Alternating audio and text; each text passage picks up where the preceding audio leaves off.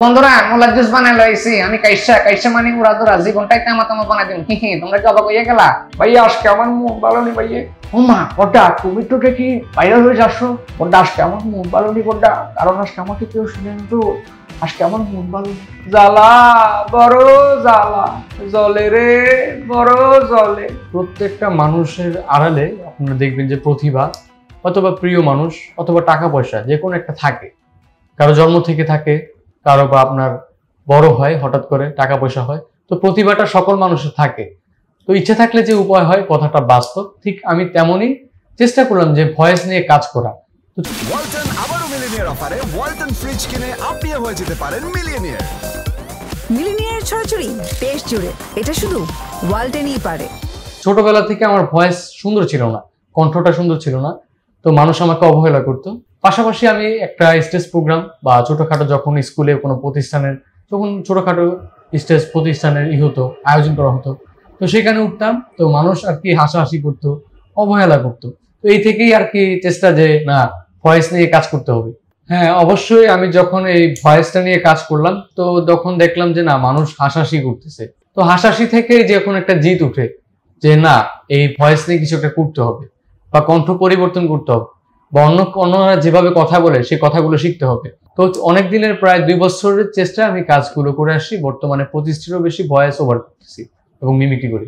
Zayed Khan, doctor Mizanur Rahman Azhari, Obaidul Quader, তাছাড়া bachelor point জনপ্রিয় এগুলো আছে। তারপর আপনার ইমরান মাহমুদুল, তারপর আপনার আছে নোয়াখালীর ভাষা, তাছাড়া সোনার বাংলা সার্কাসের যে ভোকালিস্ট ভয়েস আর্টিস্ট, তো ওনার কণ্ঠগুলো আমি নকল করতে পারি। তো এবার জায়েদ খানেরটা করে দেখাচ্ছি। তো জায়েদ খান যেভাবে বলে, তোমরা শুনলে অবাক হবা, আমার বলতে হচ্ছে আমি জায়েদ খান এই মুহূর্তে বার্তা এসে পড়েছি। বন্ধুরা তোমরা শুনলে আরো অবাক হবা যে আমার জন্য একটা গোলাপ ফুল নিয়ে আসবা। এই যে শার্টটা, একটা রোলেক্স আমার বন্ধু গুলিস্তান থেকে আমাকে দিয়েছে, এটার দাম বলা যাবে না। জায়েদ খান মানে ইজ ব্র্যান্ড, জায়েদ খান মানে তো ডিগবাজি। তো ইউটিউবের আমাদের যে আছে ফানি কন্টেন্ট কাইসা ভাই, তো কাইসা ভাই এভাবে ভয়েস গুলো দেয়। তো বন্ধুরা চলাইছি জীবনটা তামা বানাই দিল। আজকে খালি সাংঘাতিকরা জায়গায় জায়গায় ধরে, আর আমার বন্ধু কেরামত কইতেছে ভাই জীবনটাই তামা। তো বন্ধুরা মোলা জুস বানাই লইছি আমি কাইসা কাইসা মানে উড়াদুরা জীবনটাই তামা বানাই দিম তোমরা কি অবাক হইয়া গেলা?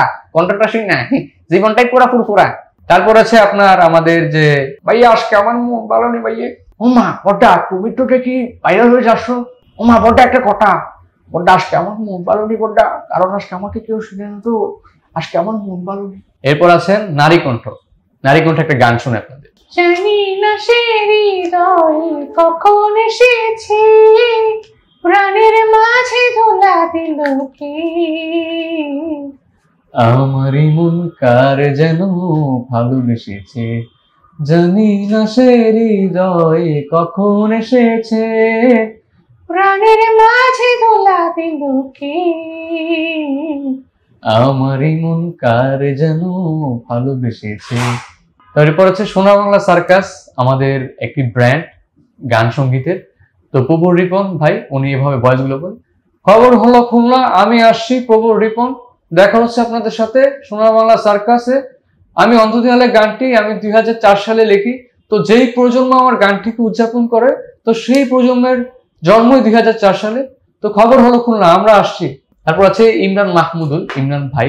তো ইমরান ভাইয়ের কণ্ঠ হচ্ছে এরকম। স্মৃতির মাঝে ডুবো সাঁতারে, বুকের ভেতর উঠছে কেঁপে, জল রাশিতে মনের সাগর, থেমে থেমে ডুবো সাঁতারে, বলো কিভাবে রব এভাবে, আমায় গুছাবে কে দু হাতে।